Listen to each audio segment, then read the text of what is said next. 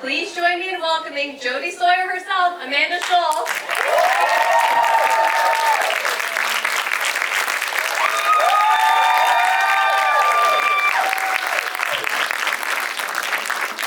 Did you guys have fun watching that? Oh, yeah. Oh my god, that was so good on the big screen. So we have a very excited audience here, so I'm going to start by asking you a few questions, and then we're going to open up to the audience. But just want to start from the beginning on how you got this role and how you got this opportunity. Sure. Is this on? Hi. This is really flattering that you're all here. Thank you so much. And pardon my tacky water bottle. Thank you. I was a ballet dancer first and foremost. I had done musical theater, that sort of thing. But I happened to be a student with the San Francisco Ballet at the time that they were casting for the movie, which at that time was called the ballet movie. It was the ballet movie, then the dance movie, and then it became center stage. And I was in the right place at the right time. I was doing a rehearsal, and I can still remember the piece. It was for our end of year showcase. Silence your cell phones, please. I'm talking. And I'm definitely kidding. And a casting director came into the rehearsal, and I remember the choreographer for our particular piece at that time had given us a little forewarning that she said some big Hollywood producer's going to come in, and I was going to get that job. Like I had my mind set on it, and I worked at rehearsal like I had never worked a rehearsal in my life. And fortunately, it was noticed in a good way and not like a horribly embarrassing way. And she went through the company. They gave me sides, which I had never seen before in my life. And what sides are, when you audition for something, it's just the scenes. So you just get a couple of pieces of paper, not just like a whole big book of the script to go into audition. And I auditioned the next day, And the rest is history. well, I mean, it was drawn out history. And did you, as part of the audition process, did you have to do any chemistry reads with the other cast members? I mean, the big part of this movie is like a love triangle. And so did they already have Ethan and Sasha? Yes, so Ethan was the first person to be cast. The director, Nicholas Heidner, who is now Sir Nicholas Heidner, is a huge ballet fan. And so I think that worked in our favor also because he was very determined to have dancers in the roles. He didn't want actors. The studio wanted actors who could dance. And so they went down that road first with some wonderful actresses who claimed they could dance. And they wanted to have, they didn't want to use stand-ins or body doubles or dance doubles. And so Ethan was cast first, and they sent me to do a screen test, which I had never heard of, but it wasn't with Ethan. It was with an actor. And during that time, I met a couple of the dancers, and one of the dancers took me, not unlike the movie, backstage to watch Ethan do Stars and Stripes, actually. Oh, wow. And that was the first time I had ever seen him. I don't think I even met him during that time. But I met the two guys when we started rehearsals for the movie, because we had about a month of rehearsals for the dance numbers. Okay, so that was mainly just rehearsing the dance numbers. So imagine that's a big process. I mean, it's a pretty complicated dance. So how long did you have to learn that before? I think it was 3 to 4 weeks. I took much more time than the guys. I was a student. They were professional dancers.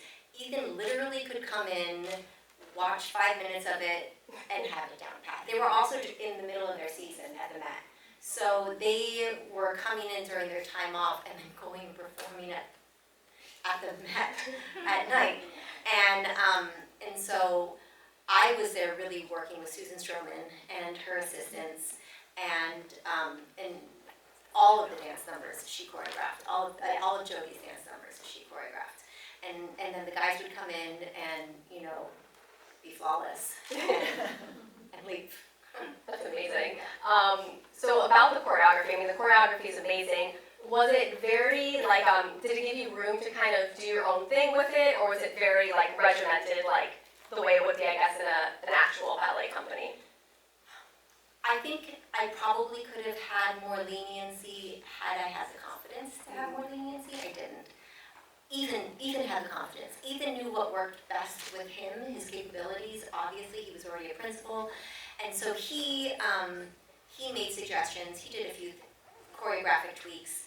I was still a student, and I had the student's mentality, which is one of the reasons why it's difficult for me to watch the dance numbers even still, because I see a student dancing. I wasn't comfortable making it my own. And so the fortes were my choreography, because I knew what I was capable of doing.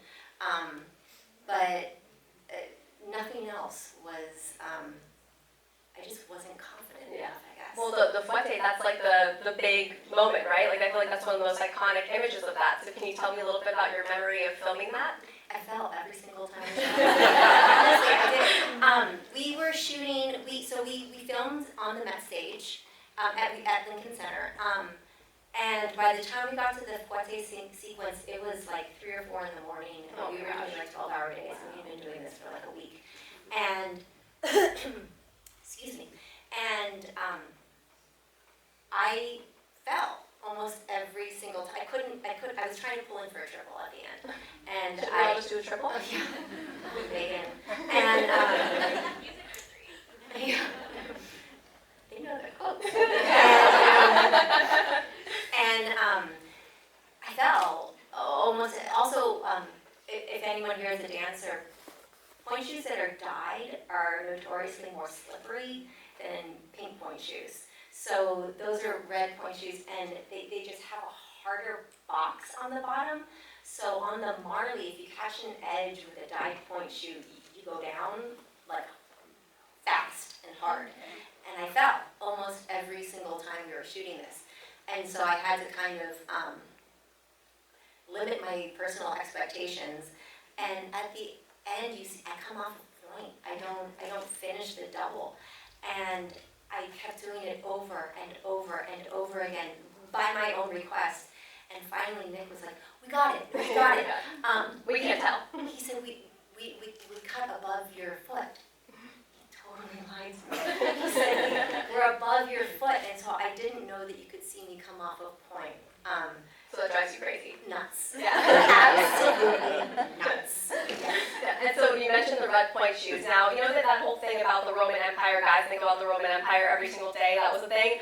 My Roman Empire is those red point shoes. and the scene when you take the tutu and they pulled at it and you know this is dress. Like, I think everyone here thinks about that every single day. Are those some of the most iconic moments that you think of when you think of this movie? I still have the shoes. I still have the shoes. I got them out recently. I did not put them on my feet. I think they would probably crumble. The point shoes kind of crumble. Yeah, if they're old. Yeah. And I have the tutu, but I don't have the snappy one. Okay. It's so what that tutu is it's just like a million teeny tiny little snaps. And so I think we only shot the chaîné sequence like maybe 2 times because it took like 15 minutes for the poor people to snap me back into the tutu. But that's another thing that drives me nuts. Because Ethan really had to yank it for it to come off of me, and so I'm chaînéing in place. Because it's like the force of him pulling me back meant I couldn't go forward in it, which I didn't account for when that was the first time we had ever rehearsed and done it with the tutu. Yeah, that's when we were shooting it. No, that's the best. Every time it happens. That and the motorcycle also. Was it weird having a motorcycle on stage? Was that like a foreign thing to you? I've never before and never since. Yeah. That makes sense. I think I read something talking about Ethan and Sasha, that the first scene you filmed with Ethan was the love scene at the loft. Yes, ma'am. What was that like? I mean, your first acting role, and I know that wasn't your first scene that you shot, but that must have been a little bit daunting and crazy, especially with a principal dancer and someone that I'm assuming you don't know very well.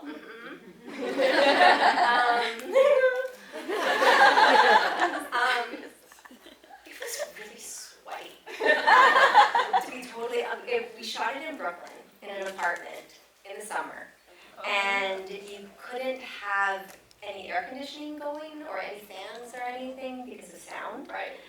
And it was so freaking hot. So all the windows are closed also. And I'm wearing tights and a leotard and jeans and a shirt and a fuzzy sweater. But you have layers. And I was just like sticky and nervous. And it was his first scene. And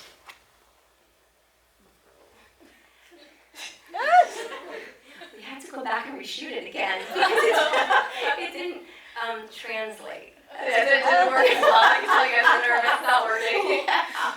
So what was your first scene to shoot? My first scene is actually an entire storyline that got cut out of the movie. Oh. Yeah, Well, Zoe, that's who is now an Oscar winner. Woo! Zoe Saldana, the lovely, beautiful, and talented Zoe Saldana.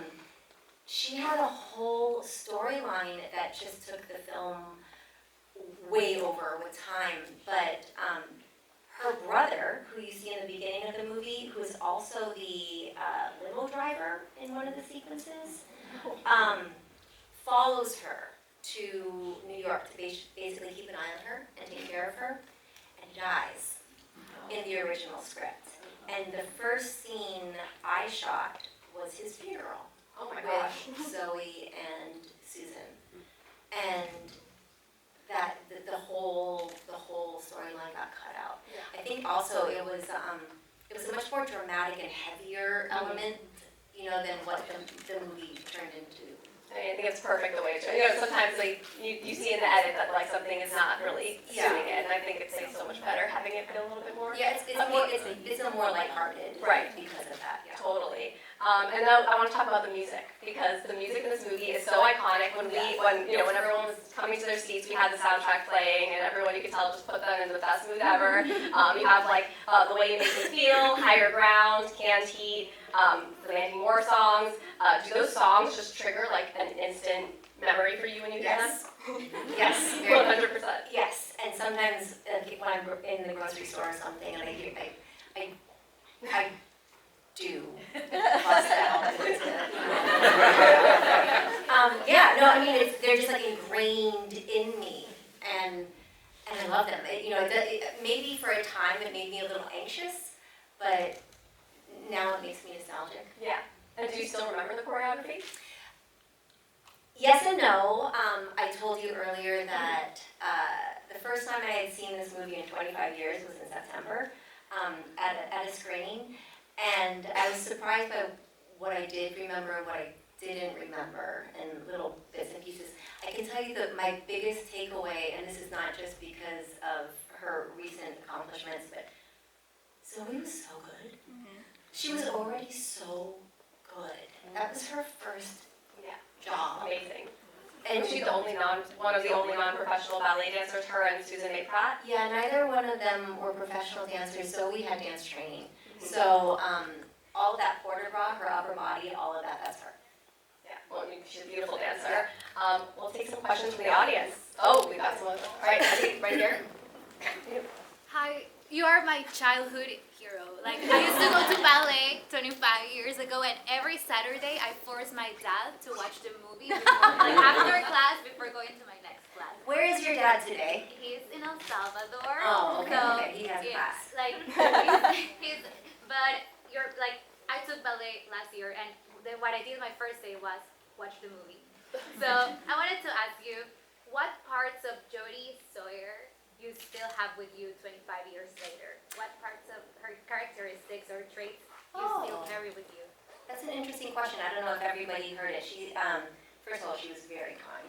And I'm going to take that in my pocket and keep it with me always. Thank you. But she asked me what parts of Jodie Sawyer I still have in me 25 years later.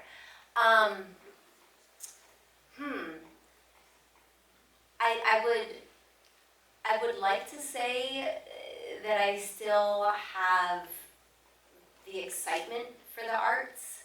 I think that Jodie, it was specifically, dance, but she was excited by it. We see her moved by it and feeling emotional watching Romeo and Juliet. And I think that's really important as an artist or just as a person, you know, is to appreciate art and to sort of allow it to kind of wash over you and take your breath away. And I have a little boy now, and showing him dance, I did show him the final dance sequence. And the first time he ever saw it, he turned and he looked at me. And then he looked back at the screen. And then he threw himself on me. And then the second time I tried to show it to him, he wanted me to turn it off. I'm kidding. And so I think that there's something special about just allowing yourself to be taken by music or dance or a beautiful piece of art or, you know, whatever it is from time to time, just to forget the world and allow your soul to just kind of, you know, float. Any question up here? Hi, Amanda. Hi. Actually, my son danced with you a long time ago at the San Francisco Ballet. Ooh. He was one of the child dancers, Kyle.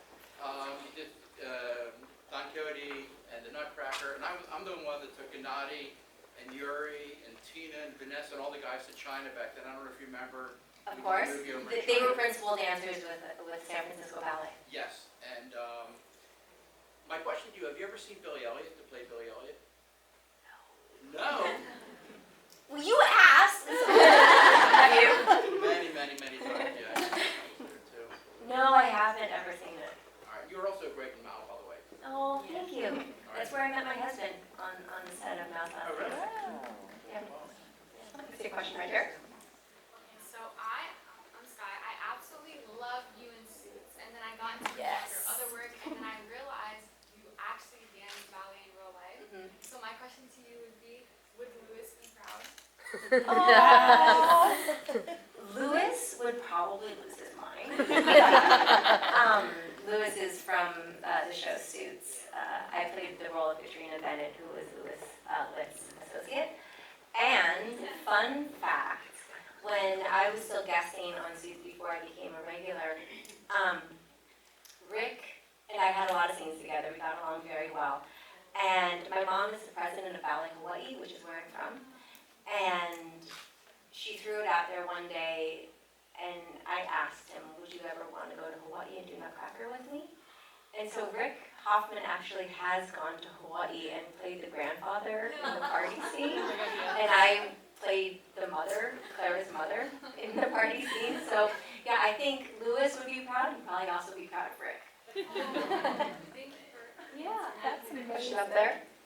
In the movie, you play a struggling dancer, and you were also very young. You were a student. How much did you have to perform the dance you did? Turn out kind of like you're struggling with your technique. How hard was that for you? Is that because you just want to do everything well? Oh, because I wanted to try to have a better performance than that's interesting because I did have issues with how turned in Jodie was supposed to be. Because there's that one scene where I'm like in second position, and that's ridiculous. I mean, guys, come on. And turnout isn't one of my issues. I have a lot of other issues. It's not like my best quality, but I did it was a little bit of humble pie for me to try to portray that, also because you're trying to prove yourself too at the same time next to these incredible male dancers, and then I needed to walk a fine line. I think I probably had a little bit of a chip on my shoulder with some of that. So yeah, but then as far as the other things are concerned, being a struggling dancer, I was. I got my contract with San Francisco Ballet around the same time I got the movie job. So I did have that to go to, but I was still trying to prove myself in the dance world. So I was a very similar person to Jodie at that time.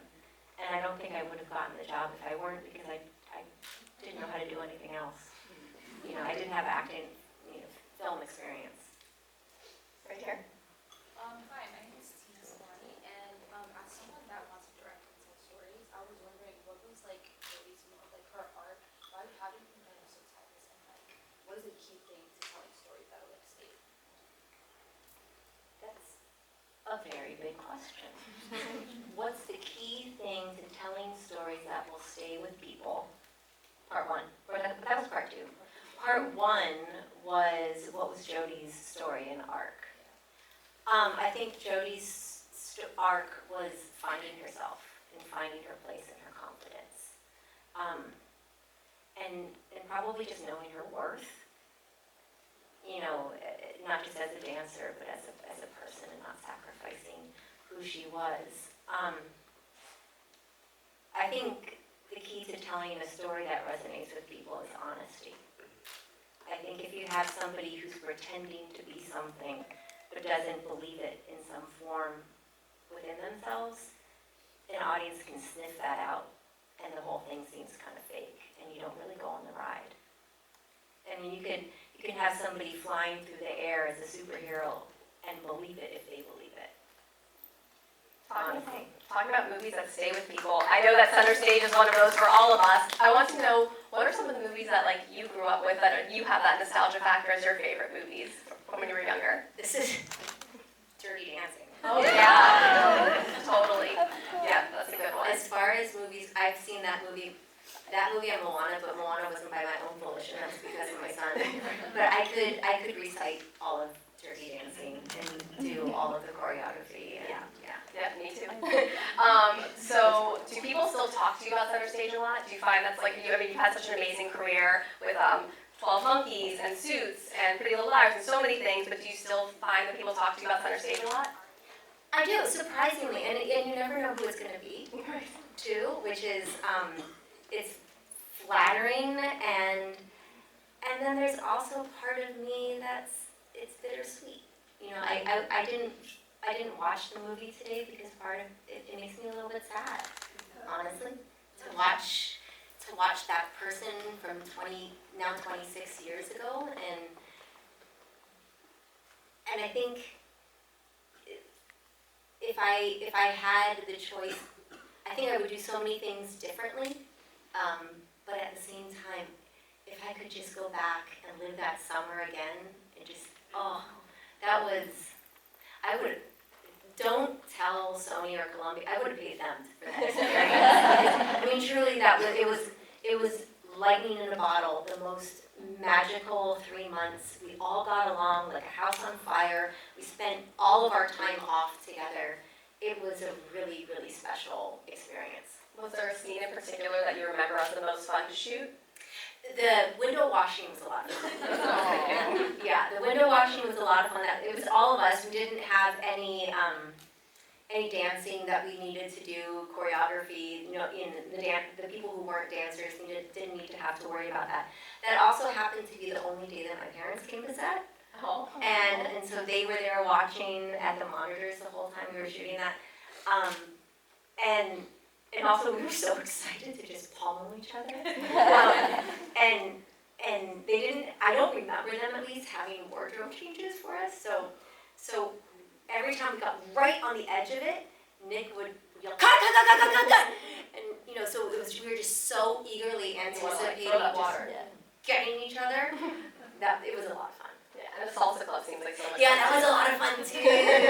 That was a lot of fun. I think we shot that over 2 days. And was that very choreographed, or were you guys kind of just? That was very choreographed. Yes, and again, I wasn't confident enough to like let it go. But I remember the first time Nick ever saw me and Sasha doing that, because I wasn't confident. I remember being like 1, 2, cha cha cha, 1, and Nick was like, "You are like the whitest salsa dancer in my life." And so then we had to like get it a little bit like just more loose and a little bit dirtier. And I think then he had to dial it back because we were just really yeah, and he was like, "Oh no, family friendly." Well, I mean, you can tell, honestly, like, I feel like when you watch the movie, you can tell that you guys all love each other so much and that you, like, have this friendship and, like, closeness. Are you still in touch with everybody? Like, do you still have their contact info? I do actually. And everyone, I mean, listen, Zoe's done well, but aside from Zoe, everyone's done such great things with their lives. Yeah, they really have. They really, really have. So we were talking about this before, that Sasha and Ethan both continued on with dance. They were like artistic directors of ballet companies, and you said that their wives are in the movie. Yeah, so they were already dating, their girlfriends at the time, who are now their wives, are both in the movie. Stella Abrera, who became a principal with ABT, is in the movie, and also Jillian Murphy is in the movie, who of course was the principal for a very long time with ABT. That's so cool. Okay, we take a few more questions. Okay, right here. So you said that you started off with dance and then got into production movies and stuff. So you seemed like you stayed with acting, but did you also do dance at the same time? And how did, I'm sure you had such a love for both of them. How did you deal with the power struggle between the two things, be able to do one or the other? And also, I love doing Suits too. I'm such a big fan. Thank you. She asked about dance and acting, and doing both. Well, dance is a finite career.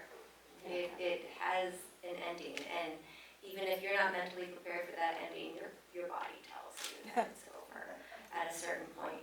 And so I after I shot Center Stage, I went back to the company. I was an apprentice, and I did 7 seasons with San Francisco. And during that time, I had a few offers and a few opportunities, and I was just focused on dance because I knew that was something that was not going to be around forever. And I think it was probably the naivete of youth to think Hollywood would be waiting for me with open arms at the end of that, you know. I was lucky that at least my agent was. When I finished dancing, I went down there, and that's when I knew I didn't know how to do anything other than Jodie Sawyer, basically, at that time. So I started acting lessons and working with an acting coach to try to segue into a very different career, but using some of the tools that I had from dance. Right here. Hi. Ooh, he's standing! No, first I want to say you look really good, like super nice. Second, my question is, my name is Langston. My question is, if you could give Amanda on the set of Center Stage one piece of advice, knowing what you know now, what would it be? I really love your sweater. Let me go figure. Beautiful.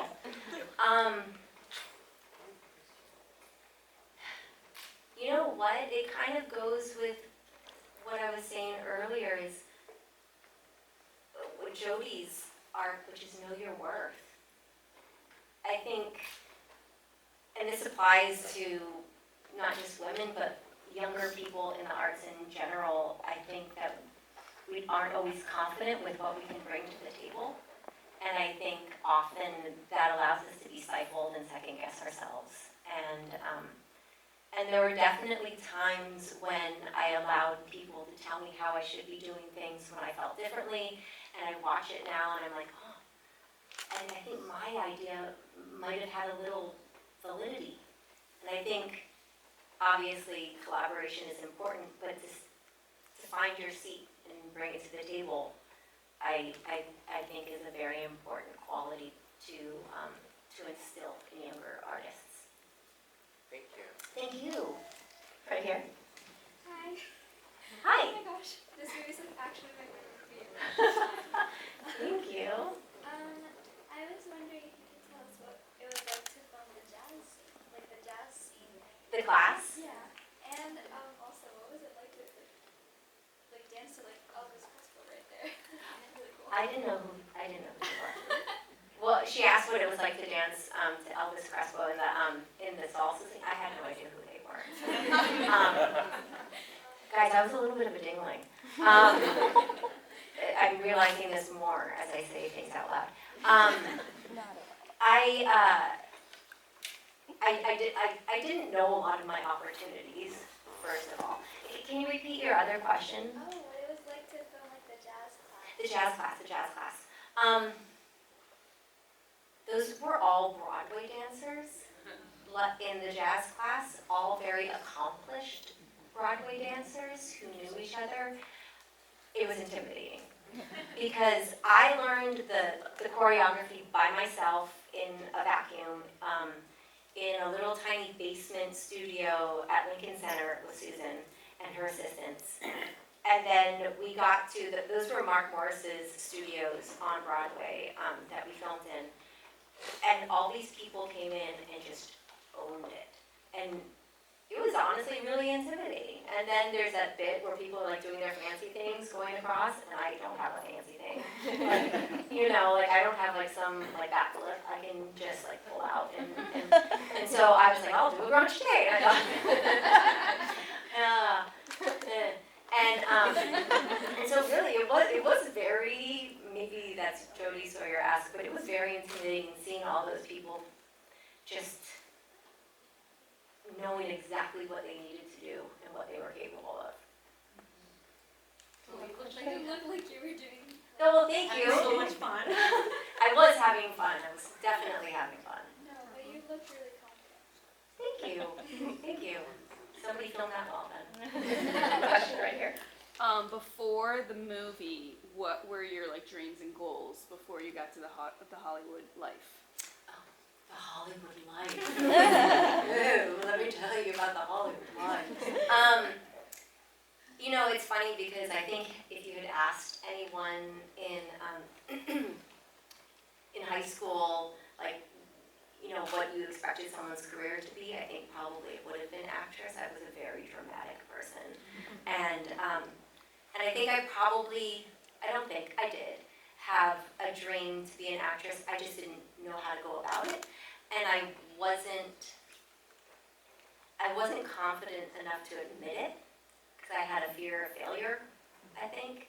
And so when I say I was in the right place at the right time, it was kismet in a way for me to just have an opportunity that presented itself. And, you know, luck is preparation meeting opportunity, and I think up until that point, I had been preparing without knowing what to do with it. Time for a few more right here. Hi, I'm Hi. Danielle. Hi, Danielle. Super big fan. One, kind of in line with like people like Ellen Pompeo with Meredith Grey and X-Files with Scully, leading the charge of people wanting to do this career because they saw you in this movie. When did that like click? That Right now. You saying this. I mean, that's very flattering.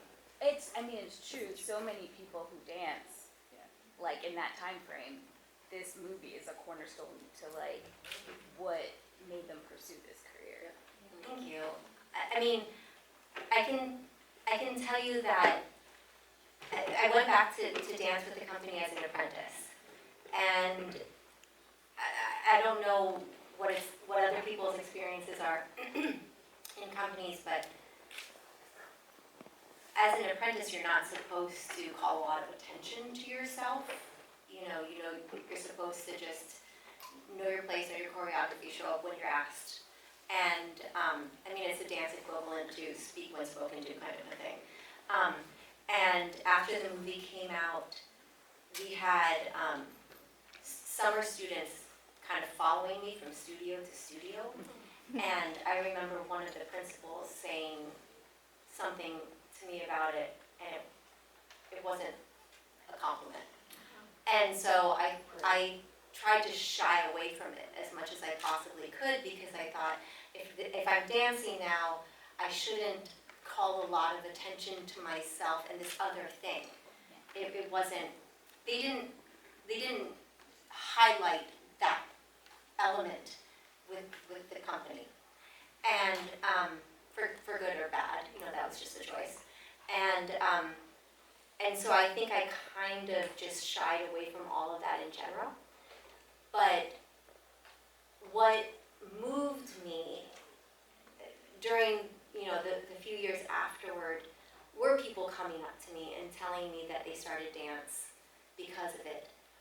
And also something that really impacted me was the number of men and boys who came up to me and told me that their parents finally understood why they danced after watching it.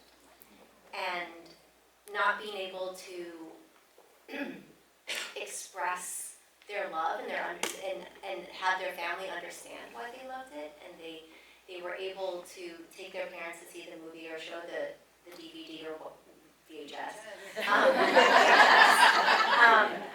And their dads, accepting that they loved ballet. That really moved me. Well, you definitely made an impact. I have a podcast and we do employee picks. So we tell people to pick movies from 95 to 2005 and yours comes up quite a bit. I don't know who the employees are. We used to work at Blockbuster, so the whole theme of our Do you have your card? the whole theme of our podcast is talking about movies from this time period when me and my best friend worked at Blockbuster. So when we asked them for their employee picks, because remember in Blockbuster you could That's right. So we ask everybody who comes on our show to give us their top 3 employee picks, because everybody wanted to work at Blockbuster, obviously. The movie comes up a lot. Oh. Thank you. Thank you for We that. have time for one more question. All right. All right, right up here. Hi. Hi. I am a dancer, and I know this movie by heart, but this is the first time that I've seen it in a while. And I was surprised by the things that struck me differently this time. Okay. So like Emily leaving, you saying you hated your body, Maureen's speech to her mom. Are there things, you mentioned that you revisited this movie recently. Are there things that hit you differently at this point in your life than when you filmed it? Yeah, I mean, obviously watching this now, and I'm a mom now, I'm a mom of a I'm a boy. mom now, too. You are? Yeah. Do you have a girl or I a have a boy. Oh, you have a boy. So do I. Woo! Guys. And I did make my son take ballet for a year. Actually, they asked him to leave. At the end of the year, the studio suggested he no longer take class. I think, the body image stuff it's hard to watch because you see, she wasn't heavy at all. And I remember shooting that at the time and thinking, oh yeah, well, this is just a storyline, this is what it is. And then you look at that now and you're like, was she okay with that? With us talking about her body like that? There's so many things that you gloss over and don't understand the repercussions because, people will watch the movie and take it home with them and you don't know how they interpret it and what the intent was in comparison to what's ingested. And so yeah, there are a few things about it that hit me differently. I mean, this is so superficial, but so much of when I'm watching it, I'm just cringing watching myself. You're amazing, the whole. You're very kind, but I mean, my eyebrows and just little. It was 2000. We get it. But just the performance choices, and there's so much of it that I watch through my hands, and again, I've only watched it once in 25 years. But there are little things that I took differently. But again, I also was I was was shaking the whole time I was watching it. I was patting my own leg. It was a high stakes viewing. So last thing I'll ask is, if you had to choose one dance out of all the many different choreographies in the film, do you have a favorite?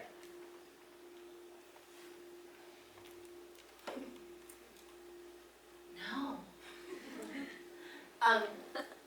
Not any of the ballet stuff, probably. It would probably be the stuff that I wasn't as accustomed to. Like that last number, that was fun. The red. Yeah, that was fun. Yeah. My favorite is If I Was the One. The one in the middle. Oh, That's my favorite. Interesting. Yes, Okay. I don't know. It's just two really cute guys. The song. The song, it's so romantic. That's what when my son asked me to turn it off. He said it was boring and asked me to turn it off. Well, there honestly, for me, it's like choosing between, they're all a 10 out of 10. So thank you so much for being here. Amanda Schull, thank you guys for coming up.